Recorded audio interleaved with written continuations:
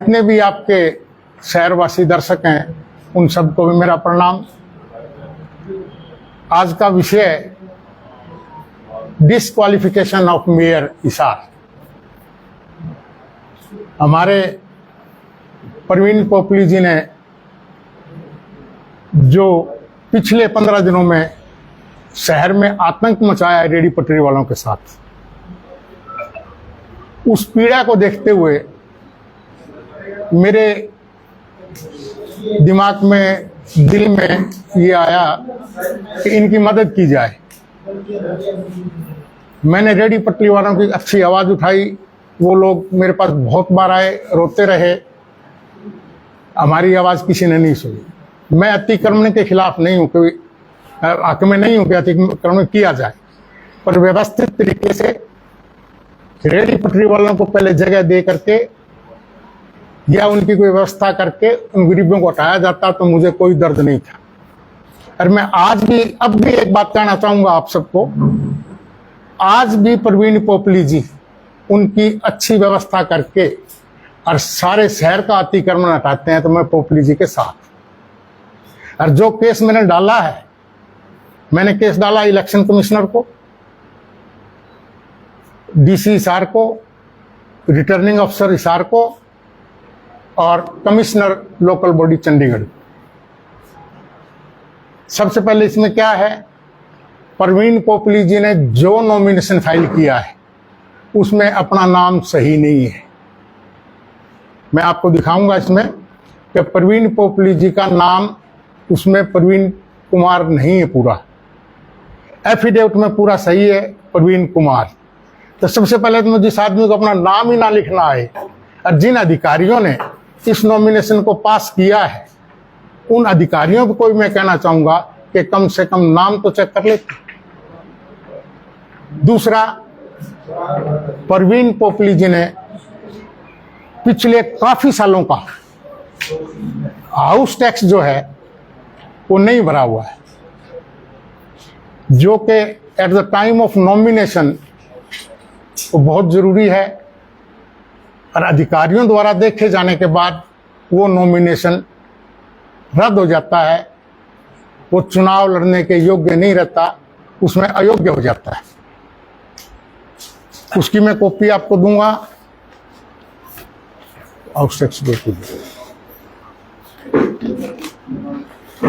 अगर किसी भाई को किसी प्रकार का डॉक्यूमेंट, ये कागज मेरे नहीं है और जो मैं आज बोल रहा हूं वो मैं अपनी तरफ से कुछ नहीं बोलूंगा, ये टोटल के टोटल डॉक्यूमेंट सरकारी है। कोई भी मीडिया कर्मी, कोई भी शहरवासी ये कागज देखना चाहे ऑनलाइन उपलब्ध हैं, उंगली मारो निकालो। कल को कोई ये कहे कि कृष्ण टीटू सिंगला ने फॉल्स कंप्लेंट की है तो वो आप चेक कर सकते हैं ऑनलाइन जाके, चाहे वो हाउस टैक्स का मामला हो, चाहे उसकी जमीन की रजिस्ट्री का मामला हो, या उसके होटल के ऊपर जमीन के कब्जे का मामला हो, या उसके बिजली के बिल का मामला हो। आप पूरे के पूरे डॉक्यूमेंट आज की अभी 10 बजे तक के टाइम के कागज आपको उपलब्ध हो जाएंगे। मैं भी दिखा दूंगा और आप ऑनलाइन भी चेक कर सकते हैं। सबसे पहले तो मैं आपको हाउस टैक्स की कॉपी दिखाता हूं कि आप सब भाई देख लो कि ये 7 मई का मेरे पास इसका बकाया है। तो इसमें कॉपी निकालना जरा, तो निकाली सारी कॉपी। तो 3 की दे दो, 7 की दे दो, 3 और 7 में कोई फर्क नहीं। ये हाउस टैक्स बकाया आ रहा है। ये सबसे पहले तो इन्होंने क्या कर रखा है कि रजिस्ट्री में इनकी जगह है 71.65 स्क्वायर गज और नॉमिनेशन पेपर पे इन्होंने अपनी जमीन दिखाई है 1081 स्क्वायर फीट, जो 1081 स्क्वायर फीट का बनता है, 80 स्क्वायर फीट का बनता है 120 गज। ये मैं नहीं कह रहा, ये इनकी रजिस्ट्री बोल रही है। 71 गज की रजिस्ट्री है और नॉमिनेशन पेपर पे ये दिखाते हैं कि मेरी जमीन 1080 स्क्वायर फीट है, जिसका बिल्टअप एरिया 1000 स्क्वायर फीट है। तो जो 49 गज जगह इन्होंने नॉमिनेशन पेपर पर ज्यादा दिखाई है तो वो सरकारी जमीन है। अगर कोई भी चुना हुआ प्रतिनिधि किसी भी प्रकार का सरकारी जमीन पे अतिक्रमण करता है या कब्जा करता है तो वो डिस्क्वालीफाई ऑटोमेटिकली हो जाता है। उसका उदाहरण मैं देता हूं। मैं जब नगर परिषद का चेयरमैन था, मेरे खिलाफ यही केस डला था। चंडीगढ़ में केस डला, मार्क होके एडीसी हिसार को आ गया। एडीसी हिसार ने मेरे को डिस्क्वालीफाई कर दिया, जबकि जो कब्जा था वो मेरे नाम से था ही। मैंने उन अधिकारियों को हाईकोर्ट का नोटिस दिया।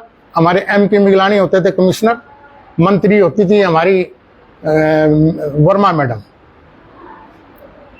और एडीसी होते थे यहाँ गुप्ता जी आईएएस। उन्होंने मेरे खिलाफ फाइंडिंग दी। मैंने हाईकोर्ट से नोटिस लिया, अधिकारियों को दे दिया। अधिकारियों ने मेरी कोई हिरी नहीं की, मेरे को एज इट इज छोड़ दिया। 15 दिन के बाद मैंने अधिकारियों से पूछा कि जो डिस्क्वालिफिकेशन मेरी हुई वो किस ब्याप पे हुई या उसका स्टेटस क्या है। तो मेरे को अधिकारियों द्वारा ये बताया गया कि जी वो तो फाइल गुम हो गई। आज 27 साल हो गए, 27 साल में वो फाइल मेरे को नहीं मिली।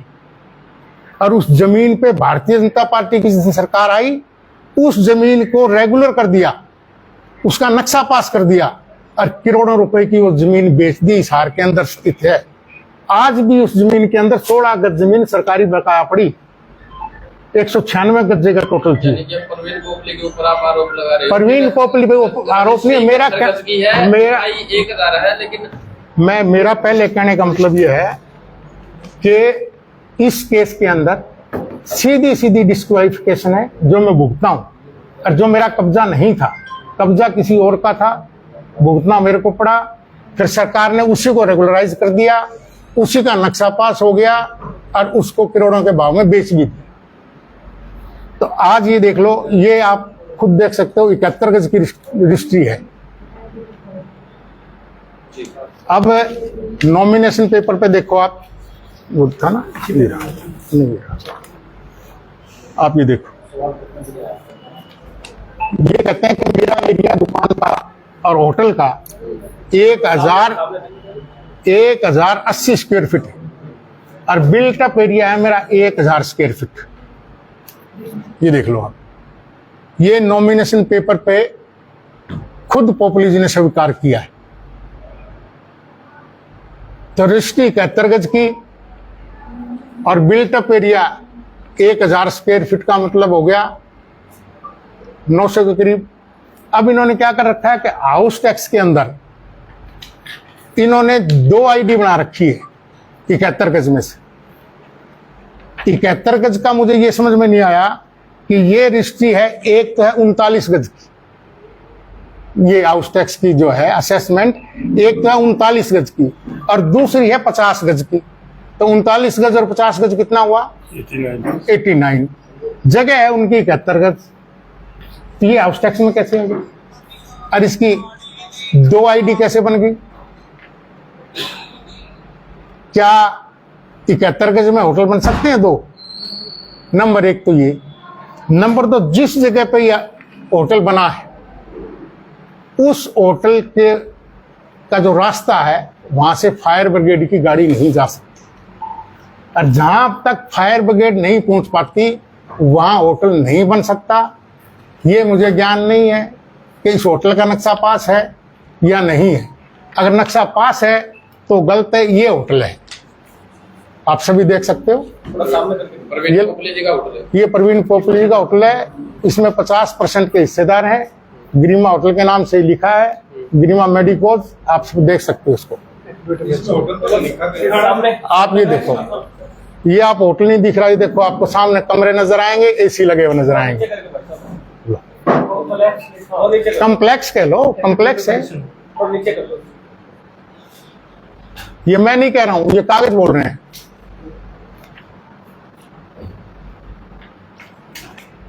अब आप नॉमिनेशन पेपर पे देखो कि पोपली जी ने अपना नाम सब भाई पढ़ के देखो कि इसका नाम क्या है। लो, पढ़ो, आप व्यक्तिगत तौर पे पढ़ो, मेरे दिखाने से नहीं, आप पढ़ो ये नाम क्या है।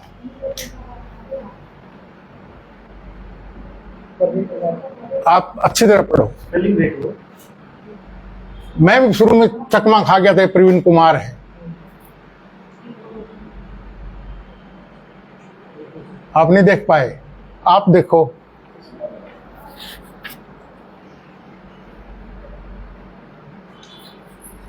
प्रवीण कुमार है ये ना, प्रवीण कुमार, प्रवीण कौर है ये। देखो स्पेलिंग पढ़ो इसको।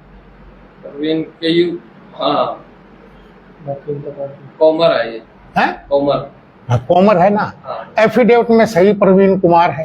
तो ये जब अधिकारियों ने नॉमिनेशन पेपर चेक किया तो क्या कोई ऐसा अधिकारी नहीं था जो इस पेपर को पढ़ सकता था?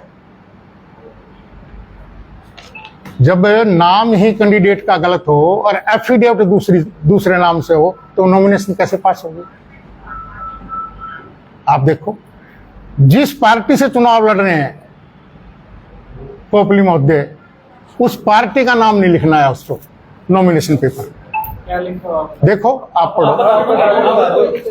इन्होंने लिखा है, हमें चश्मा लगाना पड़ेगा। मन ने भी चश्मा लगाना पड़ेगा, ये ना। बरातिया बरातिया हाँ। पार्टी है क्या? बराती पार्टी। दो जगह गड़बड़ है इसमें, एफिडेविट में दिखा दे। एफिडेविट में लगे। एफिडेविट में। मैं दिखा दूंगा अभी आपको। एफिडेविट में है। हाँ। तो मेरा कहने का भाव ये है, एक तो इन्होंने काफी सालों से हाउस टैक्स नहीं भरा, जो कि नॉमिनेशन के टाइम में उसकी एनओसी होती। कितना बनता है सर लगभग उसका उनका हाउस टैक्स? देखो, जहां तक मैं समझता हूं इन्होंने स्पेशल कैटेगरी दिखा रखी है और कमर्शियल कैटेगरी भी दिखा रखी है। कमर्शियल कैटेगरी में तो है इनका, स्पेशल कैटेगरी में था 11.25 पर स्क्वायर फीट और कमर्शियल में है इनका एक जगह 18 रुपए है और दूसरी जगह 27 रुपए पर स्क्वायर मीटर। ठीक है ना। तो अगर इनकी कैलकुलेशन की जाए तो आज एक बिल में इनके 95,531 रुपए बकाया आ रहे हैं और दूसरे बिल में 1,13,000 कुछ रुपए बकाया आ रहे हैं। अब ये कितने सालों को, मेरे हिसाब से कम इनका 60,000 रुपए पर मंथ का बिल बनना चाहिए। 60,000 रुपए पर मंथ के बिल में अगर 10 साल का बिल जोड़ें तो 6 लाख रुपए से कम नहीं होता। एक तरफ मैं दिखाऊं आपको, 6 तारीख को इन्होंने एक नोटिस निकाला है भास्कर अखबार में। भास्कर अखबार में ये निकाला है 6/5/25 को, यानी आज से 6-7 दिन 5 दिन पहले, कि जो हाउस टैक्स के बकायादार हैं उनका हम बोर्ड लगाएंगे, उनको नोटिस दिए जाएंगे। तो मैं कहता हूं सबसे पहले तो सुनहरी अक्षरों में प्रवीण पोपली जी का बोर्ड शहर में लगना चाहिए। और जहां तक अतिक्रमण की बात है, देखो मैं मौके पर नहीं गया हूं, मैं तो कागज बता रहा हूं कि पोपली जी 1080 स्क्वायर फीट का एरिया, जिसका के गज में बनता है 120 स्क्वायर गज। 111 वो कहते हैं कि 1080 स्क्वायर फीट मेरी जगह है और 1000 स्क्वायर फीट में मैंने निर्माण किया हुआ है। रजिस्ट्री कहती है कि पोपली जी की जमीन 71.65 स्क्वायर गज है। ये रजिस्ट्री मेरी नहीं है, ये मैंने कल ही निकलवाई है। ये ऑफिशियल रजिस्ट्री है, कल की निकली हुई है, 12 तारीख। 12 तारीख का ही हाउस टैक्स निकला हुआ है, ये नहीं कि पुराना है। 12 तारीख को निकला, उससे पहले 7 तारीख को निकला, उससे पहले 3 तारीख को निकला। अगर इन कागजों में कोई हेराफेरी हो जाए, कोई छेड़छाड़ हो जाए, वैसे तो हो नहीं सकती। जो ऑनलाइन सिस्टम है वो बैकडेट में नहीं हो सकता। फिर भी गलती से 4 दिन पहले नगर निगम में आग लगी थी, कहते भाई इसका तो रिकॉर्ड फूक गया, अपन तो काला काट लिया। इसलिए 12 तारीख की डेट में मैंने सारे रिकॉर्ड निकाल लिए।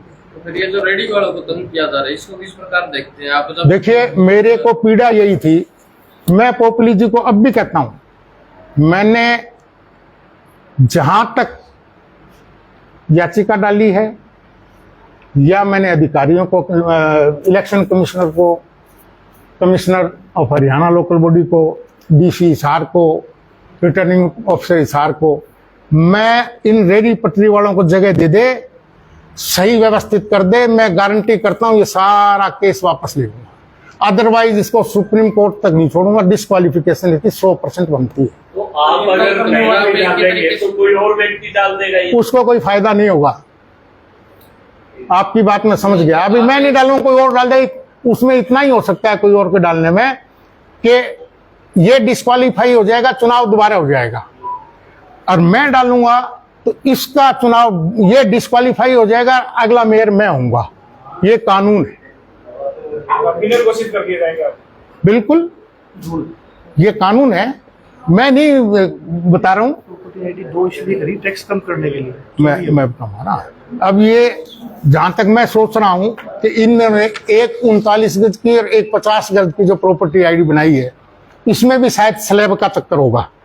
मुझे नहीं पता नया रूल क्या है। इसमें हो सकता है 2 स्लैब हो, जगह कम होने की वजह से, तो प्रॉपर्टी का टैक्स की बचत करने के लिए ऐसे किया हो।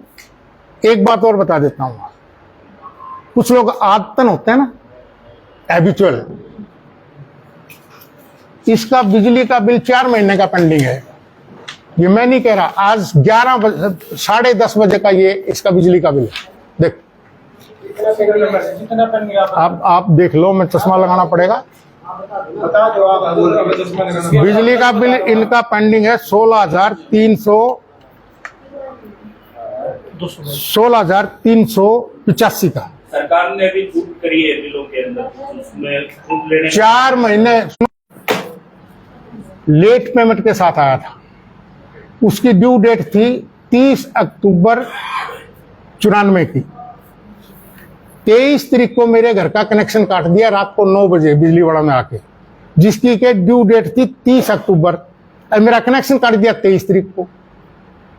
मैं उस कंप्लेंट को लेके एससी बिजली बोर्ड के पास गया।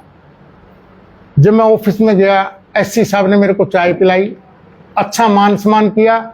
मैंने वो कंप्लेंट अपनी जेब में डाल के वापस मेरे घर आ गया। मैं कोई गरीब आदमी महाराज है, ये तो ऐसे काम करते हैं। सर, मेरी ड्यू डेट 30 अक्टूबर, मेरा कनेक्शन कट रहा 23 तारीख को। तो आपके साथ इस यहाँ 4 महीने में नहीं कट रहा। आम आदमी का बहुत बुरा हाल होगा। उसके बाद दोबारा फिर वही कर्मचारी मेरे घर का बिल रात को आराम धीरे से फिर काट के आ जाता है, जबकि मेरा बिल भरा हुआ है। 2 बार कनेक्शन कटा। 2 बार कनेक्शन काट दिया। तो मैं ये देख रहा हूँ, आम आदमी, मेरे जब घर की ड्यू डेट 30 अक्टूबर है और 23 अक्टूबर को मेरा जो है कनेक्शन काट रहे हैं। मैंने पूछा उस भाई से, भाई मेरा बिल कनेक्शन क्यों काट दिया? बोले जी मेरे को घरवाला ने डांट दिया। मैं भी डांट तो तेरे को इसलिए दिया होगा कि आज तो 23 तारीख को कनेक्शन काटने आया है, ड्यू डेट 30 की है। मेरे मोबाइल में रिकॉर्ड है, अगर आप देखना चाहोगे तो मेरा कहने का भाव यह है कि पोपली जी का बिजली का बिल 4 महीने का पेंडिंग है। 12 तारीख कल ड्यू डेट थी 4 महीने के बिल की। आज सुबह 10 बजे तक बिल नहीं भरा गया है, नहीं कटा कनेक्शन। आप चेक करो आगे। आप पूछो बिजली विभाग से कि आम साधारण आदमी का बिल 1 हफ्ते लेट हो जाए, जबकि 2 महीने में 2 बिलों तक तो कनेक्शन कटता ही नहीं। सर 5000 से ऊपर होते कनेक्शन काट देते हैं। आप ये देखो ना, मैं थोड़ी बनाया आदमी का 5000 से ऊपर कनेक्शन काट देते हैं। ये बिल मैंने नहीं बनाया, ये ऑनलाइन अभी निकाला है, और ये पूरे 12 महीने की मेरे पास डिटेल है। आप बेशक देखो, ये पूरे 12 के 12 महीने के मेरे पास डिटेल है कि कौन कौन से महीने में ड्यूज है। कागज बोल रहे हैं, इंटरनेट पे कोई भाई इसको निकाल सकता है। क्या 10 एसी की रीडिंग 300 आती है क्या? तो 1 महीने की। इसमें 5 मंजिल का होटल दिखाया है। 5 मंजिल के होटल में मेरे हिसाब से इसके फ्रंट में 6 या 8 एसी तो फ्रंट में दिखाई दे रहे हैं। 6 7 एयर कंडीशन तो इसके फ्रंट में है।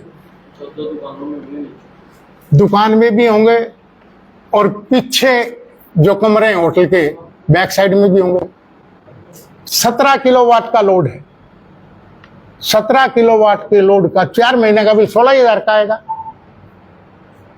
मैं तो जहां तक समझता हूं कि शायद मीटर में गड़बड़ ना हो, मैं पुष्टि नहीं करता इसकी, पर हर आदमी समझदार है कि जिसके 15 से ज्यादा एसी लगे हो घर में या होटल में, तो क्या 16,000 का बिल समेत जुर्माना आएगा? ये नेताओं का ही कम आ सकता है, आम आदमी का तो नहीं आ सकता। चेक नहीं, देखो जी, मेरे तो आता हो तो मेरा कान पकड़ लो, मैंने तो अपनी बता दी। देखो मैं बताता हूँ। 29 हो गया सर इनका, आपका बिल 29 हो गया, मतलब 1 महीने 2 महीने का। हाँ, तो ये तो मैंने तो यही दिखा रहा हूँ। 2900 बिल, 2900 का बिल आप देखो, 18-15 एसी का, जबकि पीक गर्मी है।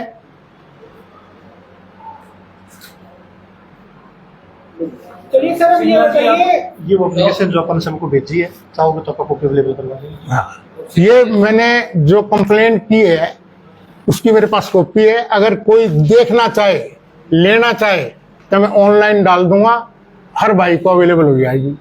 कहाँ कंप्लीट किया? कहाँ इलेक्शन कमिश्नर को, कमिश्नर हरियाणा को, लोकल बॉडी, डीसी हिसार को, returning officer Hisar, ADC Hisar.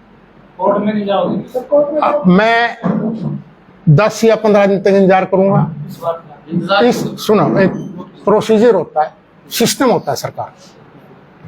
अधिकारीगण इसका नॉमिनेशन रद्द करते हैं या उस पर कोई क्वेश्चन मार्क लगाते हैं, उसका कोई जवाब देते हैं या मेरे को बुलाते हैं, तब तक वेट करूंगा। 1 हफ्ते बाद रिमाइंडर दूंगा, 5 दिन का, 7 दिन का। उसके बाद अगर कार्रवाई नहीं करेंगे हाई कोर्ट जाऊंगा। हाई कोर्ट का रास्ता मेरे को पता, मैं 2 साल 19 दिन रहा हूं मेरे केसों में। कब्जे वाले केस में भी था जिसमें बरी होकर आया, मेरे खिलाफ 3 बच्चों का मामला बनाया, बंसीलाल जी की सरकार में डिस्क्वालीफाई होया, जो मेरे में बनता ही नहीं था। बंसीलाल जी के टाइम में मेरे खिलाफ नो कॉन्फिडेंस मोशन आया, उसमें भी संख्या कम होने के बावजूद भी मेरे को हटाया गया, उसमें भी मैं हाईकोर्ट से आया। तो मैंने तो ये मुकदमे सारे देखे हुए, सारा एक्ट मैंने बार बार पढ़ा, मेरे जबानी याद है। लेकिन आपने ये भी देखा है कि कोर्ट ऐसे मामलों पे तब तक फैसला नहीं करता जब तक उसकी डर नहीं पूरी हो। नहीं, ऐसा नहीं है। मेरे खिलाफ 3 मुकदमे तीनों मुख्यमंत्रियों के कार्यकाल में बने थे और तीनों बार भी मेरे को हटाया गया, तीनों बार भी वापस आया, उसी टेन्योर में आया मैं। है जी? इसमें लग रहा है नहीं, आप देखो ना, अब देखो, एक मैं आपको क्लियर बता देता हूं, अगर किसी का बिजली का बिल, हाउस टैक्स का बिल या सरकारी जमीन पे कब्जा अतिक्रमण है, वो मेंबर, मेयर, नगर परिषद का प्रधान, कमेटी का चेयरमैन तुरंत प्रभाव से डिस्क्वालीफाई हो सकता है। ये डिप्टी कमिश्नर को भी पावर है। अगर यहां ना हो तो कमिश्नर लोकल बॉडी को पावर है, अगर वो भी ना करें तो इलेक्शन कमिश्नर को भी पावर है। अगर ये सारे ही ना करें तो भाई हाई कोर्ट को सारी पावर है। तो सिंगला साहब, आप इतनी बड़ी लड़ाई सिर्फ रेडी वालों के लिए लड़ रहे, तो आपके हिसाब से क्या होना चाहिए समाधान रेडी वालों? देखो, मैं अब भी कह रहा हूं कि रेडी पटरी वालों को व्यवस्थित तरीका से तय बाजारी की रसीद काट के उनको जगह दी जाए और उनको व्यवस्था उनकी अच्छी की जाए। गरीब आदमियों का रोना नहीं देखा जाता। मैं मिला हूं सैकड़ों रेडी वालों से कम 5-6 बार। अगर उनको व्यक्तिगत आप लोग मिलो तो आपको पता लगेगा। पाखला जी की आपने वो एक वीडियो देखी होगी, उसको देख के तुम्हें लगता है यार तुम इसको बेचारे को तनख्वाही दे दे महीने की। तो ये हालात इन्होंने कर दिए।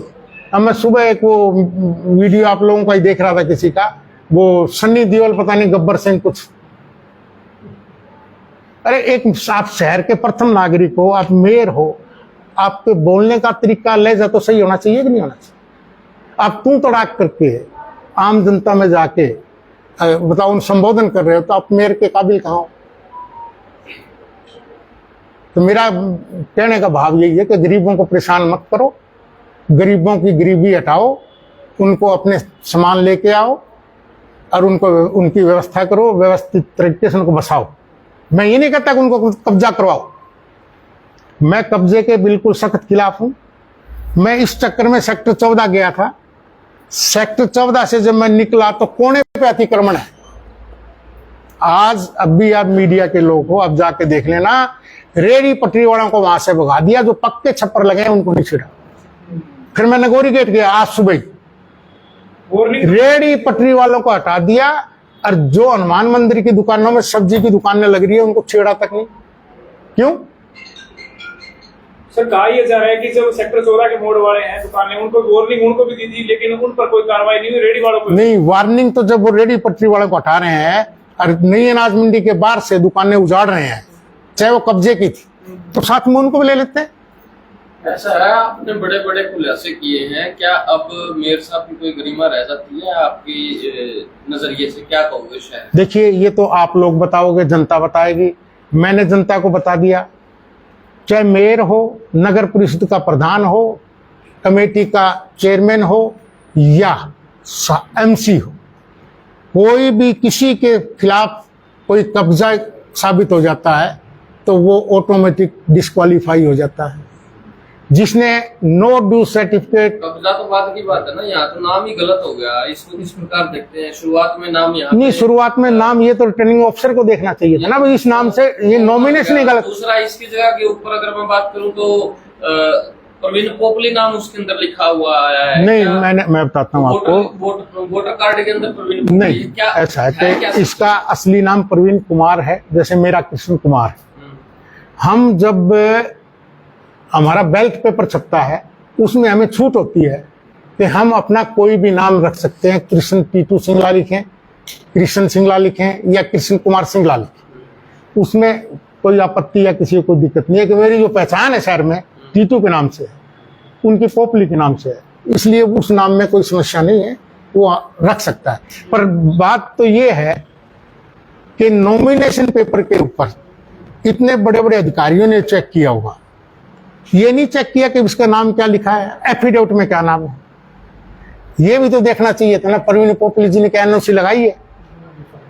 अगर लगाई है तो इसमें नॉमिनेशन पेपर पर नील लिखा हुआ है कि भी लगाई ही नहीं या ड्यूज है ही नहीं।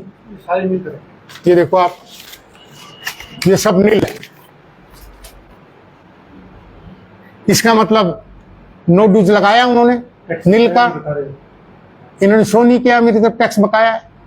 अगर टैक्स बकाया है किसी कारण से तो यहाँ ये कॉलम है, इसमें लिख दीजिए मेरे को इस कारण से मेरी तरफ टैक्स ड्यूज है। मेरा आज का विषय यही था। सर आप जब डिस्क्वालीफाई हुए उस टाइम सरकार किसकी थी? मैं 3 मुख्यमंत्रियों के कार्यकाल में हटाऊं भाई। शुरू में 3 बच्चों के मामले में चौधरी भजनलाल जी के टाइम में हटा, मैं हाई कोर्ट से आया, जबकि वो केस मेरे पे बनता ही नहीं था। दूसरा, चौधरी बंसीलाल जी की सरकार आई, मेरे खिलाफ नो कॉन्फिडेंस मोशन आया, जिसमें कि एमसीओ की संख्या बल कम थी उनके पास, फिर भी मेरे को हटा दिया, हाई कोर्ट ने मेरे को वापस भेज दिया। तीसरा, चौटाला जी के टाइम में मेरे को ज्वाइन नहीं करने दिया, डिप्टी कमिश्नर होते थे हमारे। यही सवाल था कि अब 3 लोग किसी की सरकार नहीं, बीजेपी की सरकार है, जहाँ चंडीगढ़ के अंदर आम आदमी पार्टी बोल रहे थे कि मेयर हम बनाएंगे, तोड़-फोड़ बता के बीजेपी ने अपना मेयर बना दिया। आप ये मुद्दे उठाए, उनके ऊपर भी एक्शन होगा, खाली बस बातों में रह जाएंगे? देखिए, मेरा काम है कानून के दायरे में रह के कानून को ये बताना कि भाई यहाँ ये गड़बड़ है। आगे फैसला तो देखो प्रशासन ने देना है या फिर उसके बाद हाई कोर्ट ने देना है। ठीक है सर, थैंक यू। या आप आगे भी लड़ाई लड़ेंगे इसको लिए? अगर कोई मैंने एक बार फिर कहता हूं, आज भी पोपली जी इन गरीबों की व्यवस्था कर दो, मैं केस को वापस ले लूंगा, हाई कोर्ट नहीं जाऊंगा, नहीं तो इसको सुप्रीम कोर्ट तक लड़ूंगा, आखिरी तक लड़ूंगा इसको। क्या लगता है, नैतिकता के आधार पर उनको इस्तीफा दे देना चाहिए? वो देखिए, ये कागज देखने के बाद तो उनको अपने आप ही दे देना चाहिए, नहीं तो बेइज्जत करके हटेगा,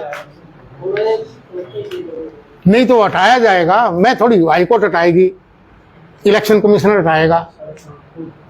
कांग्रेस सर रेडी पटरी वालों के समर्थन में कोई प्रोटेस्ट? देखिए, मैं कांग्रेस की, हरियाणा सरकार की, भारत सरकार का आज मेरा कोई मुद्दा नहीं है। मेरा मुद्दा स्थानीय लोकल लेवल का था, नगर निगम का था, मेयर का था। वो सरकार के मामले हैं, सरकार लड़ेगी, सरकार क्या कर रही है, पार्टी क्या कर रही है, उनके ऊपर के लेवल के मामले हैं।